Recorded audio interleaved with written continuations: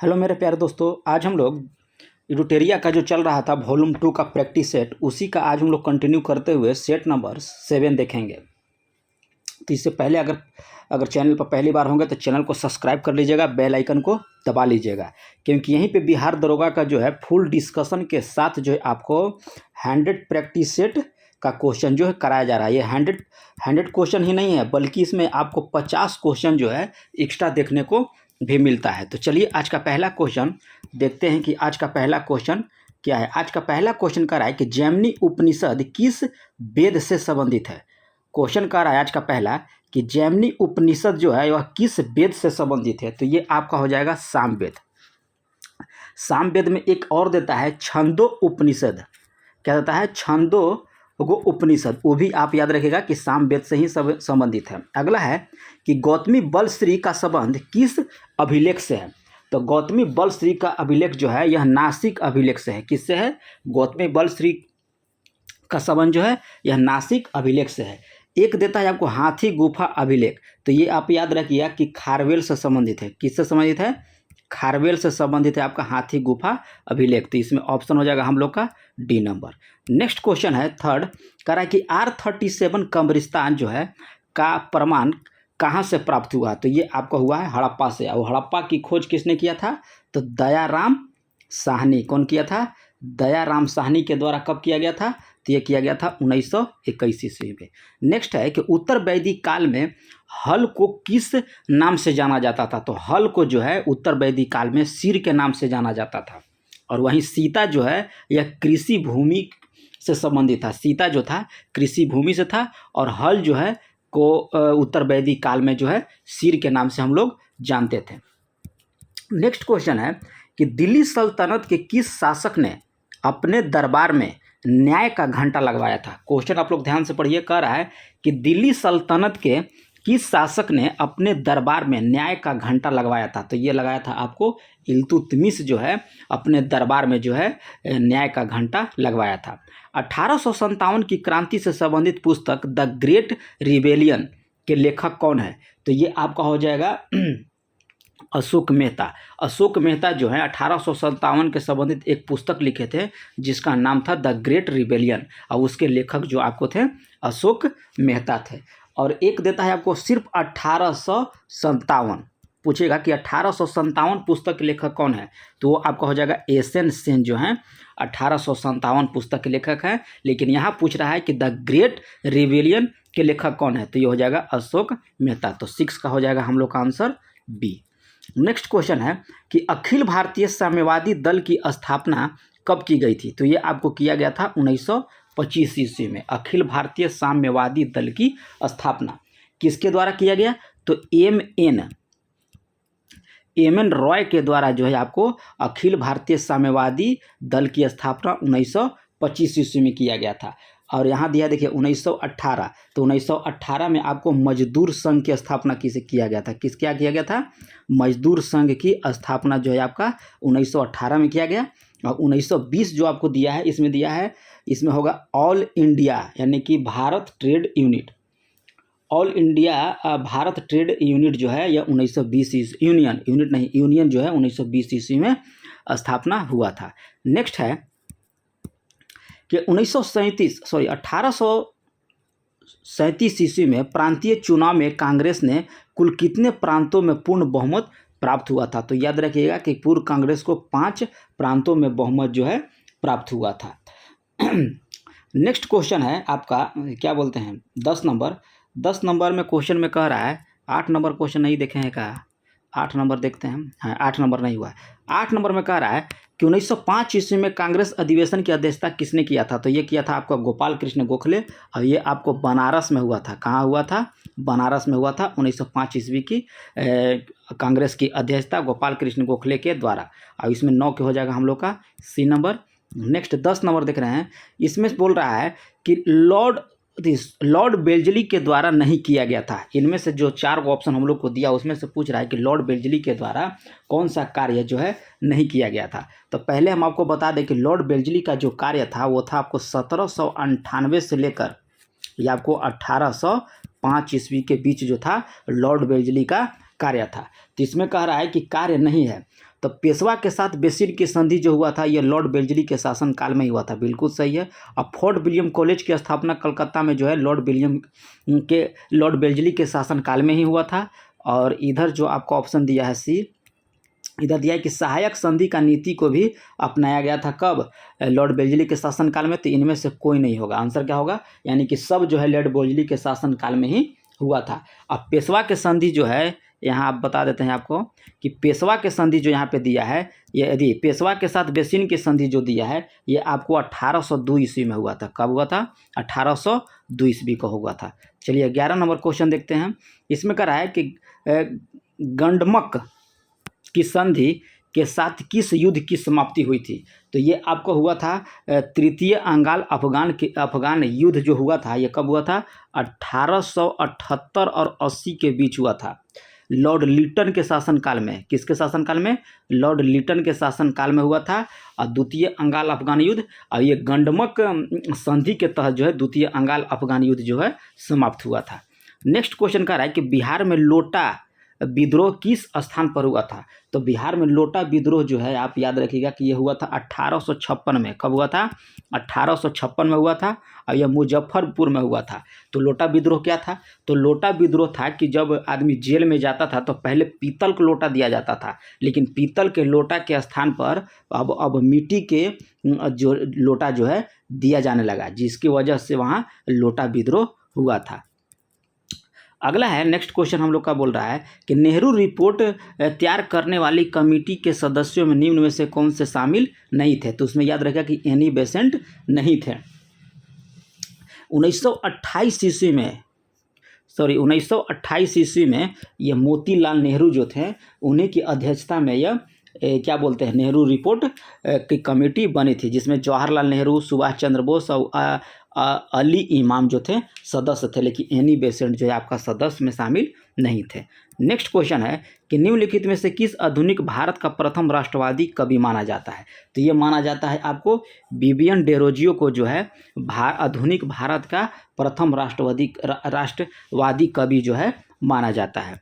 Next question है 15 number कि बाल गंगाधर तिलक के द्वारा गीता रहस्य नामक पुस्तक की रचना कहाँ की गई थी?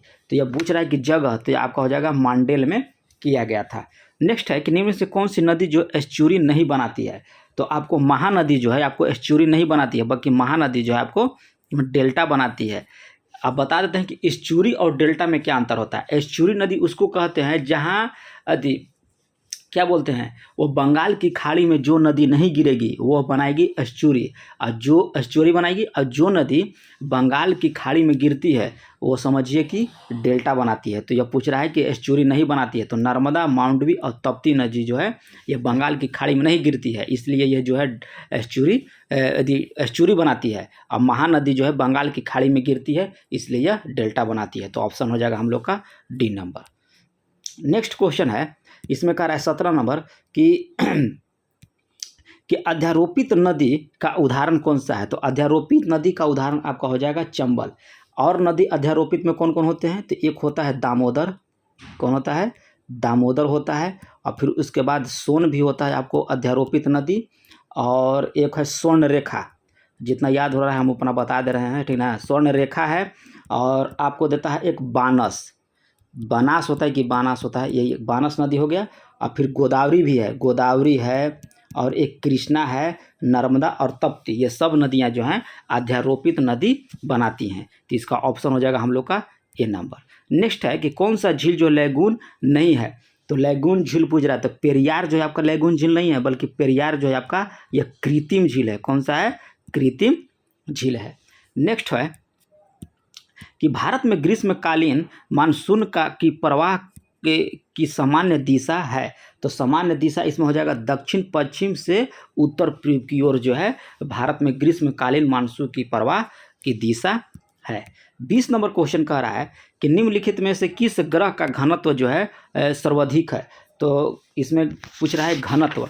तो घनत्व एक बार हम देख लेते हैं कि कौन कौन सा सबसे पहले किसका घनत्व होगा, उसके बाद किसका होगा। तो सबसे कम घनत्व होता है आपका शनि का, उसके बाद आपका हो जाएगा अरुण का, शनि अरुण। उसके बाद होता है आपका बृहस्पति, उससे अधिक आपका होता है नेपच्यून का, उससे अधिक आपका हो जाएगा मंगल का, और मंगल से अधिक हो जाएगा आपका शुक्र का, और उससे अधिक हो जाएगा आपको बुध का, और बुध से अधिक हो जाएगा आपका पृथ्वी का। तो इसके ऑप्शन के हिसाब से देखिए शुक्र है। अगर ज़्यादा पूछेगा तो याद रखिएगा कि पृथ्वी का है, पृथ्वी के बाद बुध का, बुध के बाद शुक्र का। तो ऑप्शन में हम लोग ऑप्शन के हिसाब से शुक्र ग्रह सही, यानी कि सब ऑप्शन के हिसाब से यहाँ पूछा है कि सर्वाधिक घनत्व किसका है, तो शुक्र का है। नेक्स्ट है कि अंतर्राष्ट्रीय तिथि रेखा किससे होकर गुजरती है, तो आर्कटिक महासागर, बेरिंग स्ट्रेट और चुकी सागर के बीच है जो यह गुजरती है अंतर्राष्ट्रीय तिथि रेखा। और अंतर्राष्ट्रीय तिथि रेखा जो होती है 180 डिग्री देशांतर को जो हम लोग अंतर्राष्ट्रीय तिथि रेखा कहते हैं। तो ऑप्शन हो जाएगा हम लोग का डी, इनमें से सभी। नेक्स्ट है कि विश्व का सबसे अधिक सक्रिय ज्वालामुखी कौन सी है, तो विश्व का सबसे अधिक सक्रिय ज्वालामुखी हो जाएगा हम लोग का किलाउ।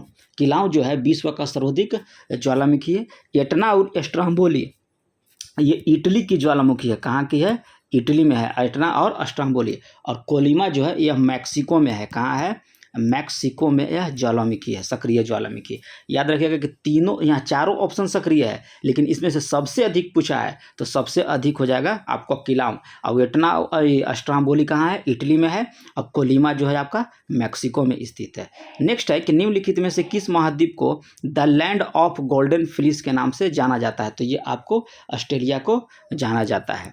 नेक्स्ट है कि पृथ्वी के किस भाग पर अपकेंद्रीय बल सर्वाधिक है, तो पृथ्वी के किस भाग पर अपकेंद्रीय बल बोल रहा है, तो यह हो जाएगा आपको विषुवत रेखा पर। अगला है कि भारत का पहला तटवर्तीय इस्पात कारखाना कहाँ लगाया गया था, तो ये आपको लगाया गया था आंध्र प्रदेश के विशाखापट्टनम शहर में। नेक्स्ट है कि स्वामीनाथन समिति का संबंध किससे था, तो स्वामीनाथन समिति का संबंध जो आपका हो जाएगा जनसंख्या नीति से था। वहीं शिक्षा यहाँ शैक्षिक सुधार दिया है, तो ये हो जाएगा आपको कोठारी आयोग, कोठारी समिति या आयोग कहिए, कोठारी समिति का संबंध जो आपका हो जाएगा शिक्षा से। बैंकिंग आपको हो जाएगा नरसिम्हन समिति, नरसिम्हन समिति जो हो जाएगा आपको बैंकिंग सुधार से। और यहाँ हो जाएगा केलकर समिति जो आपको हो जाएगा अप्रत्यक्ष कर से। तो चारों ऑप्शन बता दिए। यही एक प्लेटफॉर्म है, यही एक चैनल है जो आपको बिहार दरोगा का जो है या बिहार एसएससी का फुल डिस्कस कराया जा रहा है। कहीं भी चैनल पर आप खोज के देख लीजिए, कहीं भी नहीं कराया जा रहा है इतना फुल डिस्कस के साथ। अगला है कि भारतीय लघु उद्योग विकास बैंक यानी सिडबी की स्थापना कब की गई थी, तो सिडबी की स्थापना 2 अप्रैल 1990 ईस्वी को किया गया था। और सिडबी का मुख्यालय जो है आपका लखनऊ में है। और लखनऊ कहाँ है, उत्तर प्रदेश में है। और उत्तर प्रदेश के मुख्यमंत्री कौन है, योगी आदित्यनाथ है। नेक्स्ट क्वेश्चन है, नेक्स्ट हम लोग का कह रहा है कि ऐसी स्थिति जिसमें मुद्रास्फीति तथा मंदी दोनों ही स्थिति के साथ साथ बनी रहे क्या कहलाती है, तो यह कहलाता है स्टैग्फ्लेशन कहलाता है। वैधांतिक तरलता अनुपात SLR की अधिकतम सीमा कितनी हो सकती है, तो ये आपका हो सकता है 40%। नेक्स्ट है 30 नंबर के किस पंचवर्षीय योजना का मुख्य उद्देश्य समाजवादी समाज की स्थापना करना था, तो ये आपका हो जाएगा दूसरी पंचवर्षीय योजना का उद्देश्य जो था समाजवादी समाज की स्थापना करना था। और दूसरी पंचवर्षीय योजना का काल 1956 से लेकर 1961 तक है। और ये जो है पीसी महालोबोनिस समिति पर आधारित थी। अगला है कि पथ कर विद्युत कर किस सूची से विषय है, पथ कर और विद्युत कर जो लिया जाता है वह विषय जो है किस सूची के अंतर्गत आता है, संघ सूची, राज्य सूची या समवर्ती सूची, तो ये जो है आपका राज्य सूची के अंतर्गत आता है। इसी में क्वेश्चन पूछ देगा कि संघ सूची में वर्तमान में कितने विषय हैं, तो वर्तमान में आप याद रखिएगा कि 61 विषय हैं।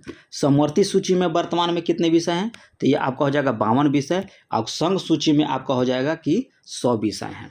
नेक्स्ट क्वेश्चन है 31 से हो गया 32 नंबर का है कि अस्थाई मितव्यता समिति के नाम से किस समिति को जाना जाता है, तो ये आपको जाना जाता है प्राक्कलन समिति के जो है अस्थाई मितव्यता समिति के नाम से जाना जाता है। और प्राक्कलन समिति में कितने सदस्य होते हैं, क्वेश्चन उठ सकता है ना कि प्राक्कलन समिति में कितने सदस्य होते हैं, तो प्राक्कलन समिति में जो है 30 सदस्य होते हैं। और ये 30 सदस्य कहाँ से होते हैं, तो ये 30 सदस्य आपको हो जाएगा लोकसभा से होते हैं। कहाँ से होते हैं, लोकसभा से होते हैं। इसमें राज्यसभा का सदस्य नहीं होता। या डायरेक्ट पूछेगा कि कौन सी ऐसी समिति है जो सिर्फ लोकसभा के सदस्य होते हैं, तो याद रखिएगा कि उसमें होता है प्राक्कलन समिति। कितने सदस्य, तो 30 सदस्य।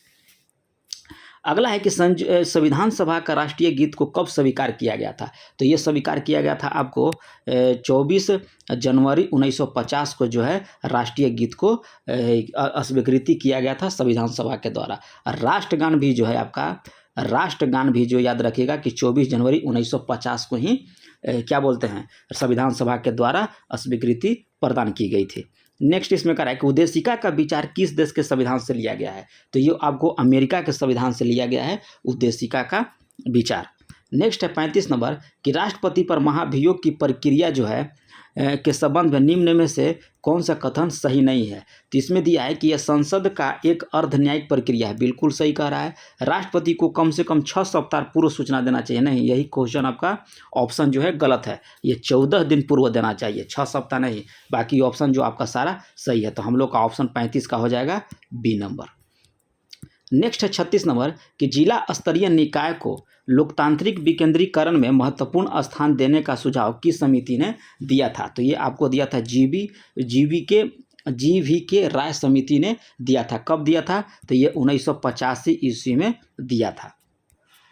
नेक्स्ट है कि अनुसूचित जाति तथा जनजाति आयोग का गठन किस संविधान संशोधन के द्वारा किया गया। तो ये आपको किया गया था 65वां संविधान संशोधन के द्वारा किया गया था। कब। 1990 में। और अनुच्छेद पूछेगा तो याद रखेगा कि 338 अनुच्छेद होगा। 338 अनुच्छेद में ही ये संशोधन किया गया था कि अनुसूचित जाति और जनजाति आयोग का गठन संविधान के 65वां संविधान संशोधन हुआ। कब हुआ। 1990 में हुआ। अनुच्छेद पूछेगा तो 338। नेक्स्ट है कि एक शास्त्रीय भाषा नहीं है। तो इसमें जो है बांग्ला जो है एक शास्त्रीय भाषा नहीं है। कुल शास्त्रीय भाषा की संख्या कितनी है। 6 है, जिसमें एक है तमिल, मलयालम, संस्कृत और एक आपको देगा तेलुगु भी आपका जो है क्या बोलते हैं संस्कृति भाषा है। उसके बाद है ओडिया और एक होता है कन्नड़। ये 6 हम आपको बता दिए। नेक्स्ट है 39 नंबर कि संवैधानिक निकाय के अंतर्गत नहीं आता है। कौन सा आयोग जो है यह संवैधानिक निकाय के अंतर्गत नहीं आता है। तो ये आपको राष्ट्रीय महिला आयोग और राष्ट्रीय मानव अधिकार आयोग जो है यह संवैधानिक निकाय के अंतर्गत नहीं आता है, बल्कि राष्ट्रीय पिछड़ा वर्ग आयोग और राष्ट्रीय अनुसूचित जाति आयोग आता है। तो ऑप्शन हो जाएगा हम लोग का बी नंबर। नेक्स्ट है 40 नंबर। 40 में कह रहा है कि राज्य विधानसभा के निर्वाचन का संचालन कौन करता है। तो ये करता है भारत का निर्वाचन आयोग जो है राज्य विधानसभा में निर्वाचन का संचालन करता है। किस अनुच्छेद के तहत। तो अनुच्छेद 324 के तहत करता है। नेक्स्ट है कि निम्नलिखित में से कौन सा भारत का पहला परमाणु ऊर्जा स्टेशन है। तो ये आपका हो जाएगा तारापुर जो है भारत का पहला परमाणु ऊर्जा स्टेशन है। नेक्स्ट है कि मानव निर्मित पहला उपग्रह स्पुतनिक 1 रूस के द्वारा कब लॉन्च किया गया था। तो ये किया गया था आपको 1957 ईस्वी में लॉन्च किया गया था। श्रृंगार शतक पुस्तक के लेखक कौन है। तो श्रृंगार शतक पुस्तक लेखक हो जाएगा आपको भर्तृहरि जो है श्रृंगार शतक पुस्तक के लेखक हैं। नेक्स्ट है कि अंतर्राष्ट्रीय दिव्यांग दिवस कब मनाया जाता है। तो ये आपको मनाया जाता है 3 दिसंबर को। नहरों का देश के नाम से जाना जाता है। तो ये आपको पाकिस्तान को नहरों का देश के नाम से जाना जाता है। अगला है कि कौन सा राष्ट्रीय उद्यान जो है छत्तीसगढ़ में स्थित नहीं है। तो मुकुर्थी राष्ट्रीय उद्यान छत्तीसगढ़ में नहीं है, बल्कि यह तमिलनाडु में है। कहाँ है। तमिलनाडु में आपका स्थित है। तमिलनाडु में आपका स्थित इंद्रावती, कांकेर घाटी और गुरु घासीदास जो आपका छत्तीसगढ़ में है, लेकिन मुकुर्थी जो आपका तमिलनाडु में स्थित है। तो ऑप्शन हो जाएगा हम लोग का 46 का सी।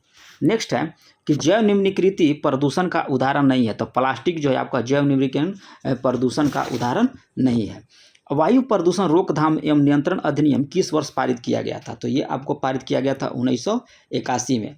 और 1974 यहाँ दिया है। तो ये आपको हो जाएगा जल प्रदूषण। क्या हो जाएगा। जल प्रदूषण। और 1986 आपको हो जाएगा पर्यावरण से। क्या हो जाएगा। पर्यावरण से।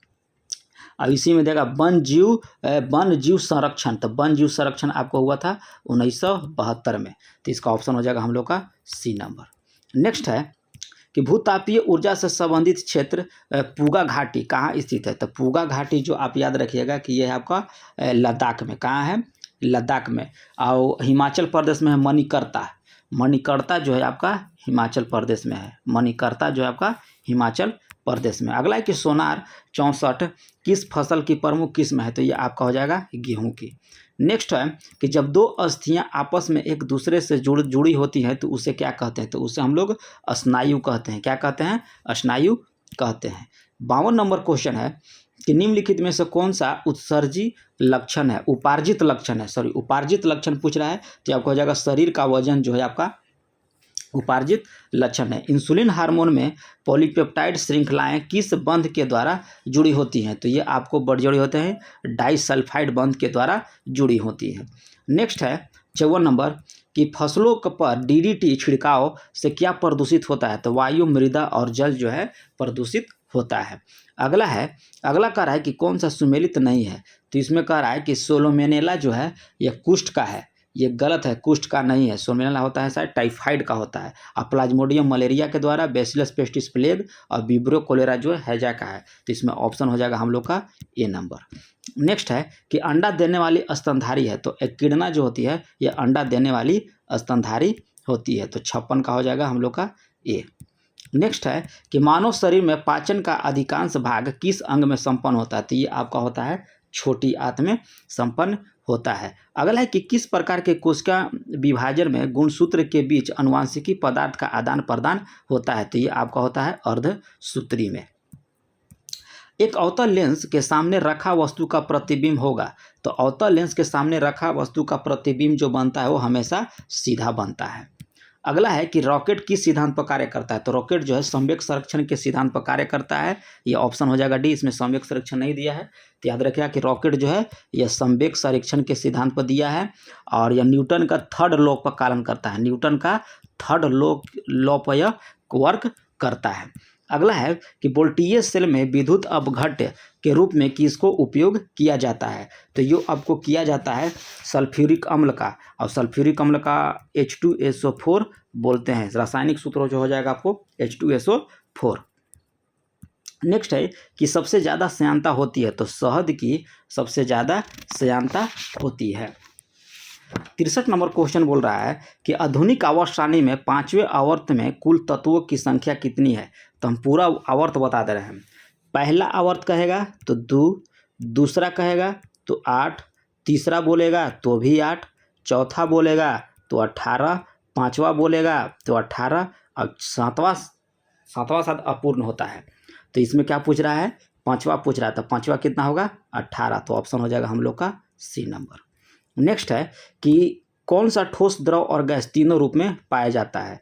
तो आपको ठोस, द्रव और गैस तीनों रूप में बोल रहा है। तो तीनों रूप में कौन हो जाएगा? तो ये आपका हो जाएगा अधातु। अधातु जो है आपको ठोस, द्रव और गैस तीनों रूप में पाया जाता है। और अधातु की संख्या कितनी है? तो अधातु की संख्या आपको 27 हो जाएगा। गैस की संख्या कितनी है? तो गैस हम लोग का है 11 और ठोस का कितना है? सॉलिड, यानी कि ठोस हम लोग का हो जाएगा कितना? 15 और लिक्विड आपको हो जाएगा 1। तो आप इतना चारों बता दिए हम। नेक्स्ट क्वेश्चन है कि निम्नलिखित में से कौन सा एक रेडियो एक्टिव तत्व नहीं है? तो आपको टाइटेनियम जो होता है यह रेडियो एक्टिव तत्व नहीं है।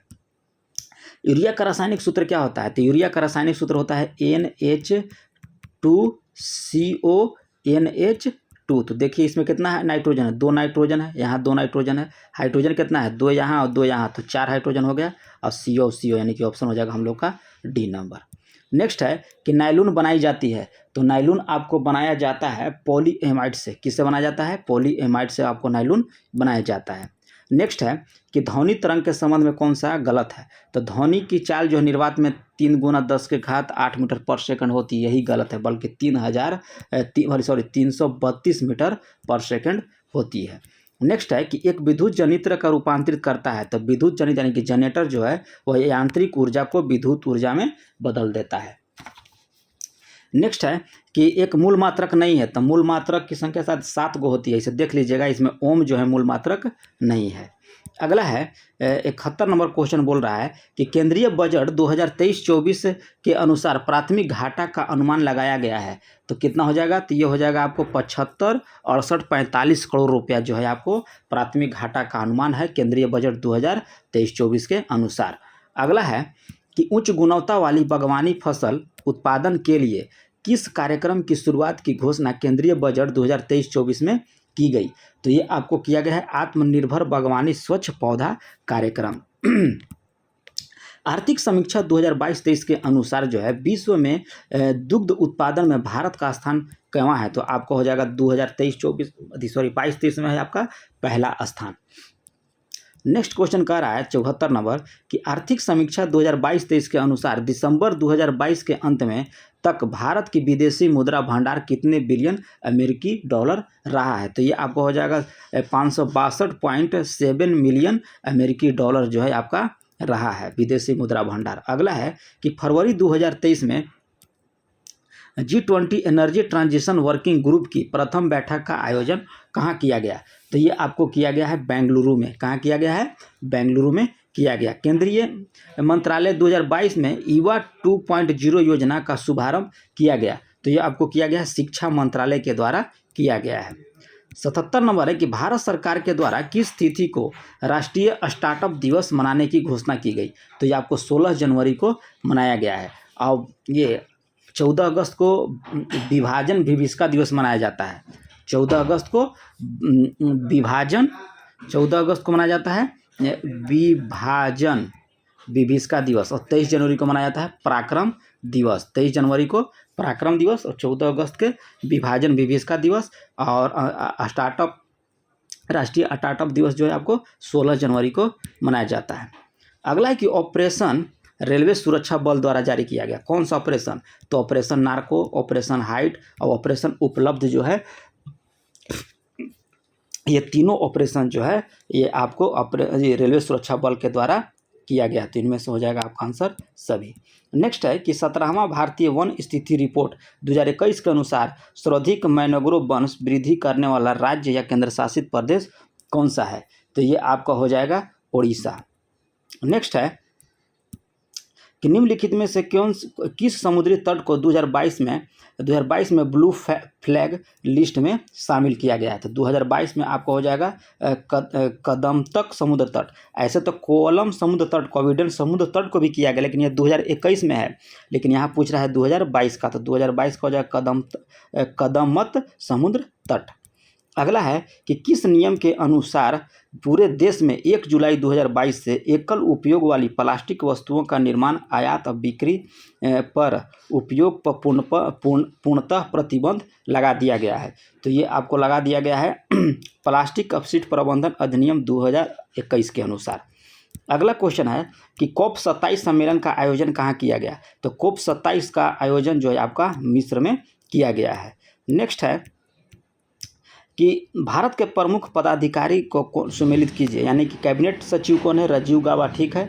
विदेश सचिव कौन है? विनय मोहन क्वात्रा। गृह सचिव अजय कुमार भल्ला, और राजस्व सचिव आपको दिया गया है सुनील बर्थवाला। तो राजस्व सचिव यहाँ पे गलत है। राजस्व सचिव जो आपको है संजय मल्होत्रा हैं। कौन है?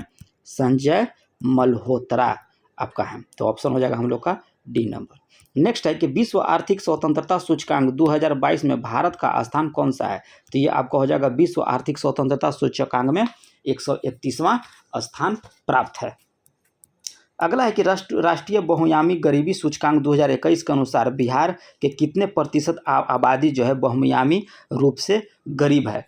तो ये आपको हो जाएगा 85 का 51.91% जो है भारत की आबादी में इतना जो है गरीब है बिहार में। अगला है कि 2023 में कुल कितने लोगों को पद्म पुरस्कार देने की घोषणा की गई? तो 106 दिया गया, जिसमें 6, 9 और 91 याद रखिएगा। तो 6 हो जाएगा आपको पद्म विभूषण, और पद्म भूषण हो जाएगा आपको 9, और पद्मश्री आपको हो जाएगा 91, और टोटल हो जाएगा आपको 106। नेक्स्ट है कि 68वां राष्ट्रीय फिल्म पुरस्कार 2022 में सर्वश्रेष्ठ पिक्चर फिल्म पुरस्कार से किस फिल्म को चुना गया? तो ये आपको चुना गया है सोराराय पोट्रू को। अगला है कि 17वां प्रवासी भारतीय दिवस सम्मेलन कहाँ आयोजित किया गया? तो 17वां पूछ रहा है, तो ये आपको हो जाएगा इंदौर में।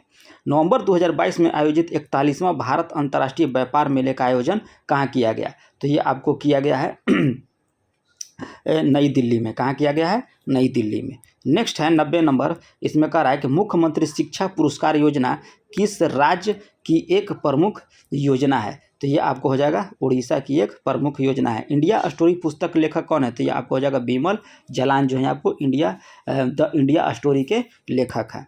अगला है कि FAME योजना के तहत कौन सा राज्य जो इलेक्ट्रिक वाहन खरीदने वाला राज्य की सूची में सबसे ऊपर है? तो ये आपका हो जाएगा महाराष्ट्र।